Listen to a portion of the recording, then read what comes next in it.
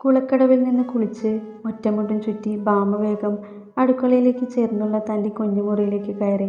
അവൾ കണ്ണാടിയിൽ തന്നെ നോക്കി നിന്നു.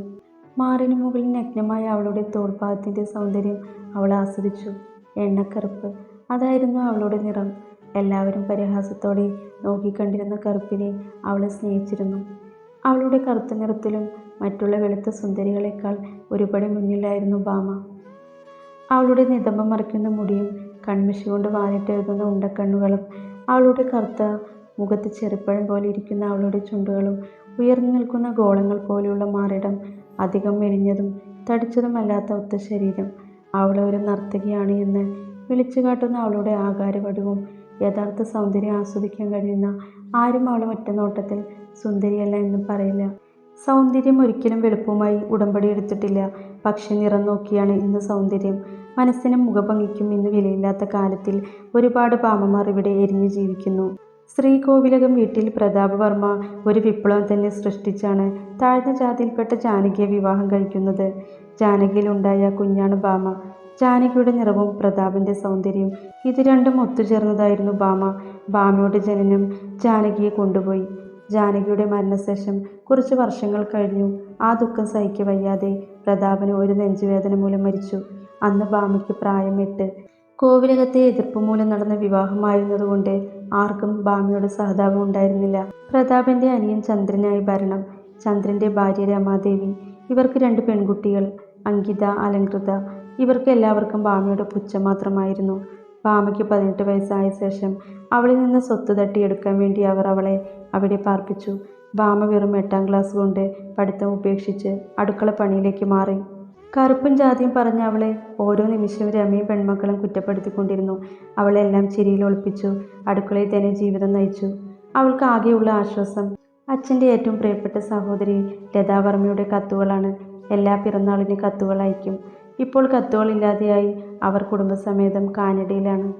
1-2 തവണ കണ്ടിട്ടുള്ളൂ എങ്കിലും അവർ ഒരമ്മയെപ്പോലെ സ്നേഹിച്ചിരുന്നു. ഇന്ന് ഭാമയുടെ ഏറ്റവും വലിയ സന്തോഷം ലതാവർമ്മ കുടുംബസമേതം ഇന്നെത്തും. അവൾ കണ്ണാടിയിൽ നിന്ന് സൗന്ദര്യം ആസ്വദിക്കുന്നത് നിർത്തി വേഗം പോയി ഒരു ധാവണി ചുറ്റി. നരച്ചു തുടങ്ങിയിരുന്നു അവളുടെ വസ്ത്രങ്ങൾ. അടുക്കളയിൽ കല്യാണി അമ്മയുടെ കൂടെ പോയി പണിയെടുക്കാൻ തുടങ്ങി. കല്യാണി അമ്മ ഭാമയ്ക്കൊരു ആശ്വാസം തന്നെയായിരുന്നു. അമ്മയുടെ സ്നേഹം അവർ കൊടുത്തിരുന്നു. രമ അപ്പോഴേക്കും അങ്ങോട്ട് വന്നു. തമ്പുരാട്ടി കുളിച്ചൊരുങ്ങി കഴിഞ്ഞു. നിനക്ക് ഈ നരച്ച കുപ്പായി മാത്രമേ കിട്ടിയുള്ളൂ. ലത വരുമ്പോൾ പരാതി പറയാനാവും അല്ലേടി അശ്രീകരം. പോയി നല്ലതൊടുക്ക്, രമ പറഞ്ഞു.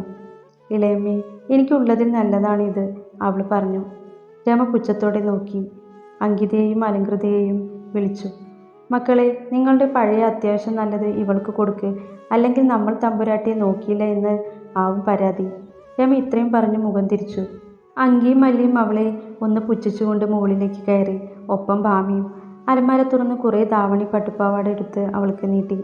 അയ്യോ ചേച്ചി, ഇതൊക്കെ പുതിയ ആണല്ലോ, ഒരു കേടുപോലും ഇല്ല. എനിക്ക് ഇത്ര നല്ലത് വേണ്ട, അല്ലിയോട് ഭാമ പറഞ്ഞു. ഇതിൻ്റെ ഫാഷൻ പോയി, പിന്നെ ഇതൊക്കെ നിനക്ക് പുതിയ ആയിരിക്കും. ഞങ്ങൾ ഇതൊക്കെ വല്ല ആഘോഷത്തിന് മാത്രമേ എടുക്കുള്ളൂ, അല്ലാതെ നിന്നെപ്പോലെ പഴയകാല നായികമാരല്ല ഞങ്ങൾ. നീ തന്നെ എടുത്തോ. അവൾ ആ ഡ്രസ്സെല്ലാം അവളുടെ മേലിലേക്ക് എറിഞ്ഞു. അങ്കിത നോക്കി ചിരിച്ചുകൊണ്ട് നെയിൽ പോളിഷ് ഇട്ടുകൊണ്ടിരുന്നു.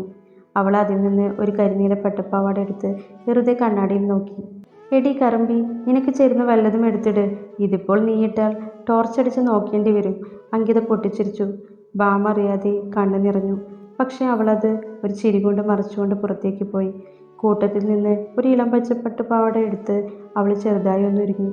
അതെ, സുന്ദരിയായിട്ടുണ്ട്, അവൾക്കും തോന്നി. അടുക്കളയിൽ പണിയെടുക്കുന്ന ഇടയിൽ കല്യാണിയമ്മ ഉറക്കെ പറഞ്ഞു. ലത അമ്മായി വന്നിട്ടുണ്ട്, പോയി നോക്ക്. മനസ്സിൽ എന്തോ ഒരു സന്തോഷം ഭാമയ്ക്ക് തോന്നി. അവൾ വേഗം ഓടിക്കിതച്ചു പുറകിലൂടെ പോയി. മുൻഭാഗം അവൾക്ക് വിധിച്ചിട്ടില്ല. ഒരു ആഡംബര കാറിൽ നിന്ന് ഒരു പ്രൗഢഗംഭീരമായ ഒരു സ്ത്രീ, കരുണ നിറഞ്ഞ മുഖം. അവരെ ഭാമ ഉറ്റുനോക്കി. ഭാമ ലതയെ നോക്കി നിന്നു പോയി. അപ്പോഴേക്കും അടുക്കളയിൽ നിന്ന് വിസിൽ ശബ്ദം കേട്ട് അവൾ അങ്ങോട്ടോടി. എന്താ ലതേ, നീ ആരെയാ തിരയുന്നേ? നിന്റെ മോൻ എവിടെ? അവനും കൂടി വരേണ്ടതാണല്ലോ, ചന്ദ്രൻ ഉത്സാഹത്തോടെ ചോദിച്ചു. അവന് ഒരുപാട് ജോലിയുണ്ട്. അവൻ്റെ അച്ഛൻ്റെ മരണശേഷം ബിസിനസ് മുഴുവൻ അവനാണ് നോക്കുന്നേ. അവൻ എന്തായാലും ഉടനെ വരും, ലത പുഞ്ചിരിച്ചുകൊണ്ട് പറഞ്ഞു. ഇവിടെ അലങ്കൃതയും അങ്കിതയും എപ്പോഴും നമ്മുടെ അനിക്കുട്ടൻ്റെ കാര്യം ചോദിക്കും. അവർക്ക് ഭയങ്കര കാര്യമാണ് അനിരുദ്ധിനെ, രമ കുറച്ച് തള്ളു ചേർത്തി പറഞ്ഞു. അല്ലിയും അങ്കിയും അതെ അതെ എന്ന് തലയാട്ടി. ലത അവരെ നോക്കി ഒന്ന് പുഞ്ചിരിച്ചു. അല്ല, ഭാമ എവിടെ? ലത ചോദിച്ചു. ലതയ്ക്ക് പിന്നെ ഭാമ മതിയല്ലോ, വല്യേട്ടൻ്റെ മകളോടാണ് അല്ലെങ്കിലും കൂടുതൽ സ്നേഹം, രമ ദേഷ്യത്തോടെ പറഞ്ഞു. ഹേയ്, അങ്ങനെയല്ല ചേച്ചി, ലത പറഞ്ഞു. ഉള്ളിൽ വാ, ഭാമയെ വിളിക്കാം. രമ മുഖം തിരിച്ചു നടന്നു. ലത എല്ലാം മനസ്സിലായി എന്ന അർത്ഥത്തിൽ ഉള്ളിലേക്ക് കയറി.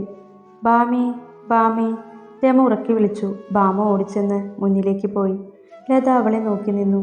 ഭാമ പോലും അറിയാതെ അവളുടെ കണ്ണുകൾ നിറഞ്ഞു. അവൾ ഓടിച്ചെന്ന് ലതയെ പുണർന്നു. അമ്മായി പറഞ്ഞ് അവൾ കരഞ്ഞുപോയി. രമയ്ക്ക് എന്തോ ദേഷ്യം കത്തി. മോളെ, നിനക്ക് സുഖമല്ലേ? അവർ അവളുടെ നെറ്റിയിൽ ചുംബിച്ചു. ഏട്ടൻ്റെ അതേ മുഖച്ഛായ അല്ലേ? ലത രമയെ നോക്കി പറഞ്ഞു. രമ ഒന്ന് പുച്ഛിച്ചു തലതിരിച്ചു. ഞാവൽപ്പഴത്തിൻ്റെ ചേലുണ്ട് എൻ്റെ ഭാമയ്ക്ക്. ഇത്ര സുന്ദരി കുട്ടിയായി വളർന്നതെന്ന് ഞാൻ അറിഞ്ഞില്ല, ലത പറഞ്ഞു. ഞാവൽപ്പഴത്തിൻ്റെ അഭിമാനം പോയി, അലങ്കൃത തമാശ പോലെ അങ്കിയുടെ ചെവിയിൽ പറഞ്ഞു. എന്തോ അത് കുറച്ച് ഉറക്കെയായിപ്പോയി. ലതയ്ക്ക് ആ തമാശ അത്രയ്ക്ക് ഇഷ്ടപ്പെട്ടില്ല. അവളെ കൂർപ്പിച്ചു നോക്കി. വാ ലതേ, ഊണ് കഴിക്കാം, രമ അവളെ വിളിച്ചുകൊണ്ടുപോയി. ഭാമേ, നീയും വാ, ഒരുമിച്ച് കഴിക്കാം. രമയ്ക്ക് അത് തീരെ പിടിച്ചില്ല.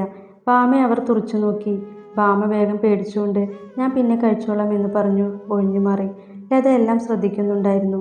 ഭാമ വിഭവസമൃദ്ധമായ സദ്യ എല്ലാം ഉണ്ടാക്കി അത് വിളമ്പി. പിന്നെ മുഴുവൻ നേരം അടുക്കളയിലായിരുന്നു. രാത്രി എല്ലാം പണി കഴിഞ്ഞു ഭാമ നടന്നു നിർത്തി. പുറത്തുനിന്ന് കുളിച്ചു വരുന്ന ഭാമയെ കാത്ത് ലത ആ മുറിയിലിരുന്നു. അമ്മായി, അവളെ വീണ്ടും കെട്ടിപ്പിടിച്ചു കരഞ്ഞു. ലതയെ പൊതിഞ്ഞ് അവളെ പിടിച്ചു.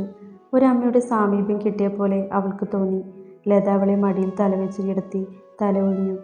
എനിക്ക് ഈ ലോകത്ത് ഏറ്റവും ഇഷ്ടം എൻ്റെ ചേട്ടനാണ്. എൻ്റെ ചേട്ടൻ്റെ മോൾ എൻ്റെ കൂടി മോളാ. മോളെ കാര്യങ്ങൾ ഞാൻ എപ്പോഴും അന്വേഷിക്കുമായിരുന്നു. പക്ഷേ ഇടയ്ക്ക് വെച്ച് എല്ലാം നിന്നതല്ല. നിൻ്റെ ഇളയച്ഛൻ ഇളയമ്മ എല്ലാം നിർത്തിപ്പിച്ചു. ഇനി മോളെ ആരും ഉപദ്രവിക്കില്ല, ഞാനുണ്ട് കൂടെ. ലതയുടെ വാക്കുകളിൽ ഭാമ കണ്ണു നിറഞ്ഞു പോയി.